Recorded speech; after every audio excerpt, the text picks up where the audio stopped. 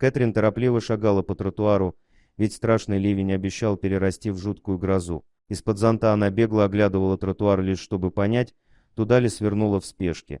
Мимолетно скользнув взглядом по серому хвостатому зверьку, она решила, что это крыса. Странная крыса, подумалось ей, сидит, мокнет и шатается. Мокрая крыса едва поднимала голову, ее глаза были закрыты, ну а шум дождя помешал распознать писк и мяуканье. Когда Кэтрин поняла, что на самом деле это был новорожденный котенок, конечно, мимо пройти она уже не смогла. Крошечный, совсем замерший, слепой и с пуповиной на животе, таким новый житель Окленда в Новой Зеландии был при первой встрече. Конечно, Кэтрин была реалисткой и понимала, что заменить маму такой крохи она не сможет. Котенка было жалко, но оставить его умирать под дождем недопустимо. 12 дней спустя Брюс весил всего-то 100 граммов. Он все еще не открыл глаза, но еще немного погодя, Кэтрин увидела их красивущие глазенки малыша. Он был странного окраса, но стал необыкновенно красивым котенком. Она выкармливала его из пипетки инсулинового шприца, учила лакать молоко из миски,